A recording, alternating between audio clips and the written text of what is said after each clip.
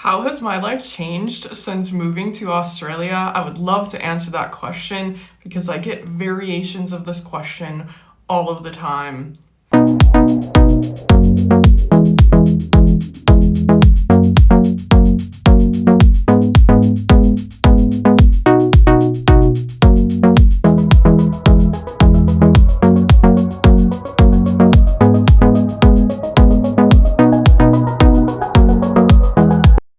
Hey, my name's Tanya Ray. There's a lot to unpack here, and today I'm actually unpacking the 8 reasons why I love living in Australia. And spoiler alert, they have shifted the way that I view life and live my life, even in subtle ways, and I don't think all of them are exactly what you are expecting.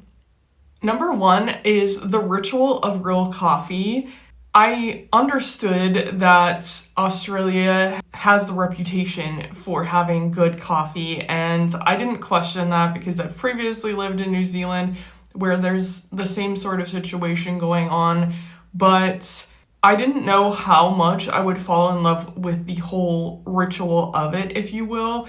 It feels like people really take their breaks seriously. When I lived in East Perth, which was more in the city area, and I walked to the cafes during work hours, you would see everyone getting their coffees at around 10 a.m. or whenever coffee time is, talking to the staff and talking to each other, your coworkers, the people that you see every single day, also getting their coffee.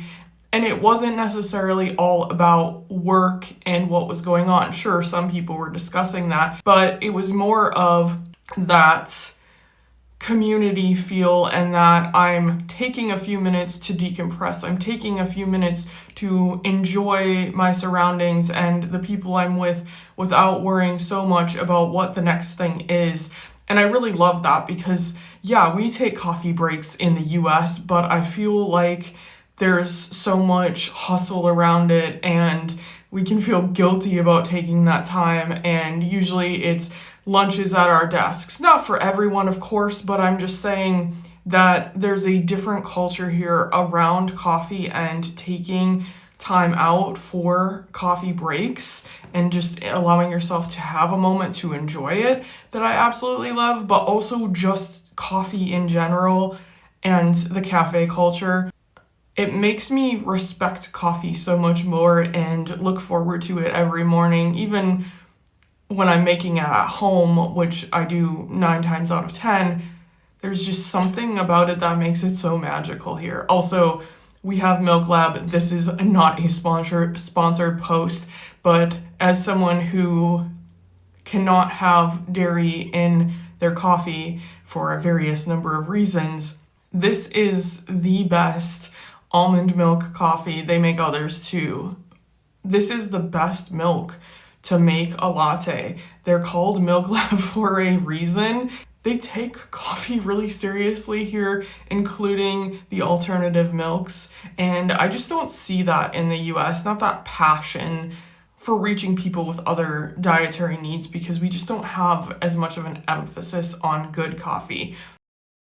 The second one is it feels like there's much more of a reading culture here.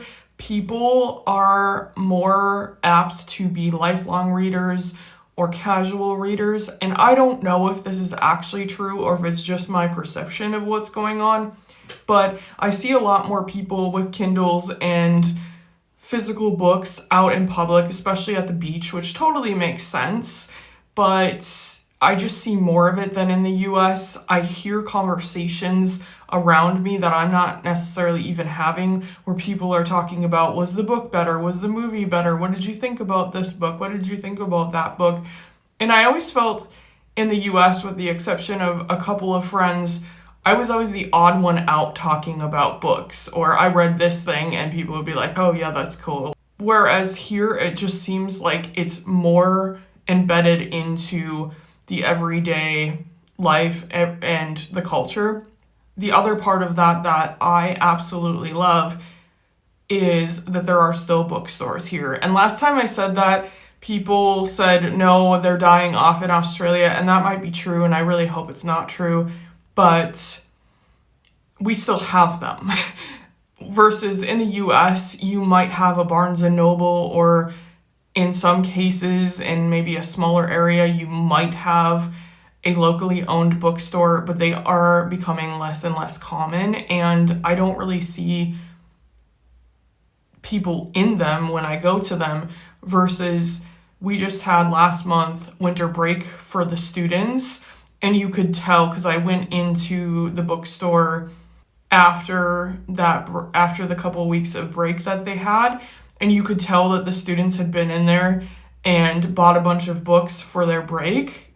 Yeah, things were just picked over because kids were out of school. During summer break, I've also seen this a lot, especially because it's beach weather, where the bookstores are just packed with teenagers and kids picking out their books and talking about their books. Again, I'm not saying everyone does it, okay?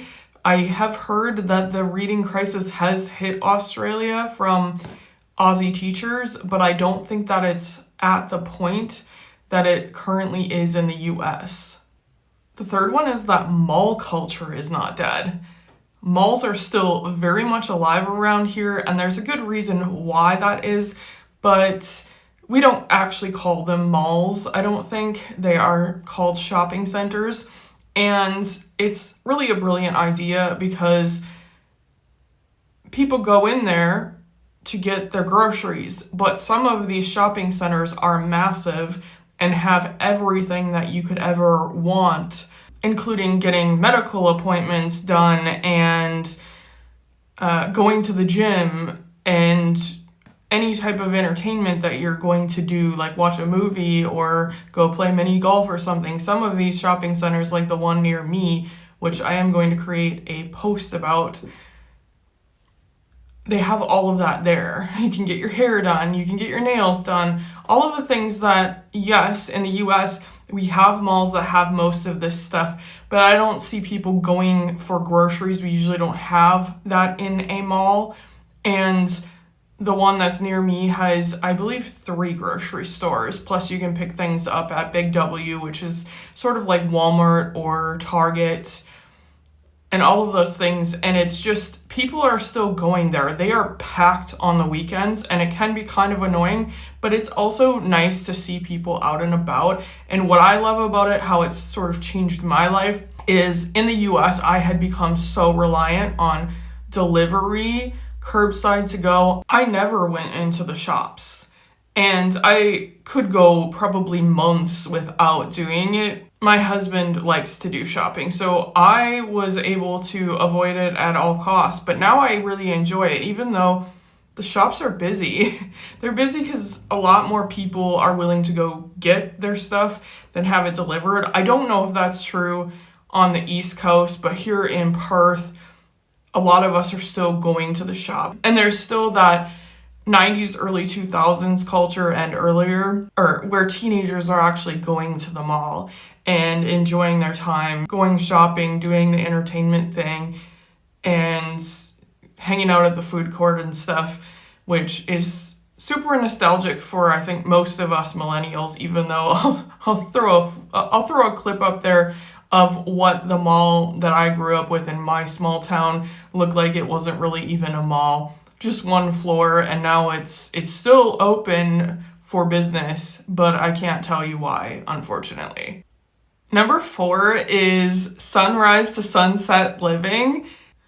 Aussies are more apt, it seems like, to get up with the sun and go to bed shortly after it sets, which is following our natural rhythms. So I have not gotten this down to a perfect science in me, but I was inspired by seeing how active people are at 5:30, 6:30 in the morning around here, right at sunrise, and how quiet it gets at around 8 p.m.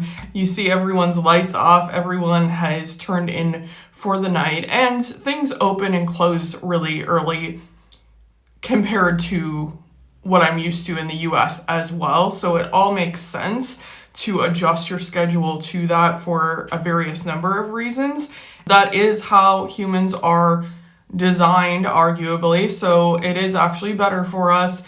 Like I said, I have still been struggling with getting up really early. Today I didn't want to. Yesterday I really didn't want to because it was storming. But I still try, and I'm making progress. I know it's more about just make yourself do it, Tanya, so that it becomes habit. But I'm working on it because I was so inspired by seeing this and realizing that when I do get up, I actually feel better and I feel more productive throughout the day. I feel more connected to what's going on because I'm not starting halfway through the day compared to most other people around here. And to add to that, number 5 is the active lifestyle and the walkability of things. Again, it's going to depend on where you are, how walkable things are. However, for example, when I lived in the US, I lived in Colorado outside of Denver, and it was not walkable. We had walking trails, but you couldn't get anywhere safely. You could only stay on the trails that didn't lead anywhere. I had a market that was closer to me in my neighborhood, but there was no shoulder on the road, no sidewalk, nothing like that. And people were driving 65, 75 miles an hour on this road. So if you tried to cross it, you were not going to be okay. Even with a bike, it wasn't really possible. So I just really appreciate that even though I'm a little bit further away from the nearest market here, I can easily spend 15 minutes walking and return, 20 to 30 minutes with return and pick up things for dinner or last minute things. That's not how I do my big shop because obviously I don't want to be carrying a whole bunch of stuff, but it's nice that I can do that. I can walk to the cafes, I can do that. And the other part of that, like I said, is the active lifestyle. Everyone's out walking, everyone's out jogging and biking and enjoying the outdoors and moving their bodies and swimming, all of the things. And we're really fortunate here. This winter, I've heard in Perth has been mild, and I suspected that was the case based on research that I did, and my husband has spent more winters here and he remembered them being colder and wetter. But this year I've seen people swimming all year round, which I think they usually do, but the weather has been supportive of that as well. So just being able to be around people who really value this and value being outside too. Number 6 is the land comes first, nature comes first. So playing into people love being outside, outdoors around here. They also respect nature more. They respect the wildlife. That's why they're not having run-ins with wildlife all of the time, is because they grow up learning to just leave it alone, for one. I think somebody commented on one of my last posts about that they teach their grandkids that, and it's probably not going to bother you. As well as I've seen people gently move spiders that apparently could have been venomous. I'm not really sure. I didn't hear the whole exchange, but they were keeping an eye on it while also not removing it from its home. They just moved it further away from them so it wasn't crawling on the bench that they were sitting on, and they kept an eye, but they didn't even leave the area. So there's a respect for wildlife as well as taking care of the land. I feel like Aussies are much more apt to call each other on BS, whether it's littering or messing with animals and things like that, snakes, whatever it is, provoking them.